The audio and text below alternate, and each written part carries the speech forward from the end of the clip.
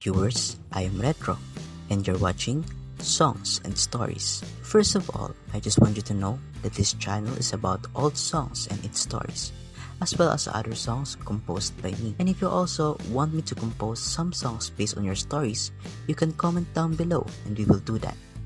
I upload 3 songs a week, followed by stories behind each songs for another week. What's up guys, we're back again for the second time around. I am Retro Michael, and you can call me RM. And we're here to talk about the song that we had uploaded a week ago. This song was the first major hit of Kenny Rogers as a solo artist, and it was written by Hal Bynum and Roger Bowling, and this song was entitled Lucille. This song had some of controversies regarding to its title because of the name of the woman who is said to be cheating on his husband within the song's lyrics. But why? Want to know more? Well, let's begin. For your information, there are 2 writers who wrote this song, Hal Bynum and Roger Bowling. Harold L. Bynum, or Hal Bynum for short, is an American songwriter who had wrote more than 200 songs for the popular artists at that time. He had also won a Song of the Year award in Country Music Association. On the other hand, Roger Dale Bowling, or Roger Bowling for short, was a Nashville songwriter who specializes in country music. He had also co-written another #1 hit song of Kenny Rogers named The Coward of the Country on 1979. If you had already heard of this song we are already talking about, I know how the lyrics kinda hurt much while it is being wrapped up with an easy relaxing tune.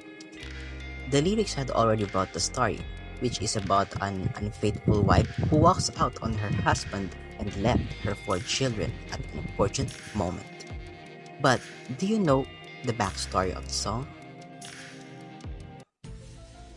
Well, it isn't true that the song came from the idea of Kenny Rogers, the singer himself, which is being said on Twitter, because we already know that most of people there aren't reliable. And based on a research, only 20% of sources there are trustworthy. But no hate, Twitter.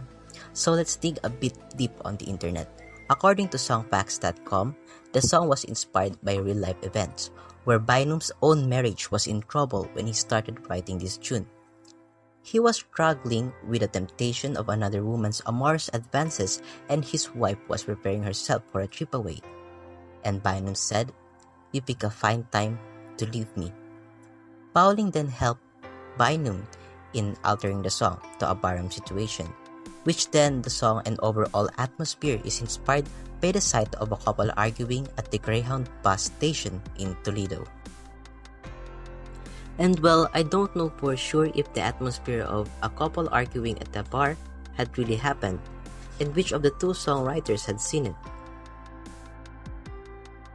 But what I know is Hal Bynum got an inspiration from a blind man coming down the street and singing for money, and who had kids along with him, which he had seen while he was walking up a hill in Norfolk, Virginia.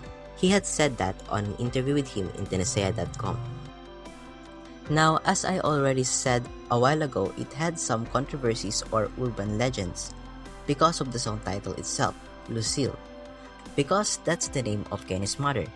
So some people think it is intended for her.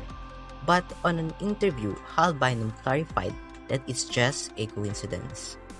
In addition, Rogers told Q Magazine on April 2009 that every night he does a show and he begins this song, he can guarantee that in the first 4 rows there will be someone who will say, "Hey, my name is Lucille." Well, I'm sure Kenny understands why, but there's no turning back because he had already covered most of it by now. FYI, when Kenny's mother heard the song, she called her son to admonish him because she thought it was about her.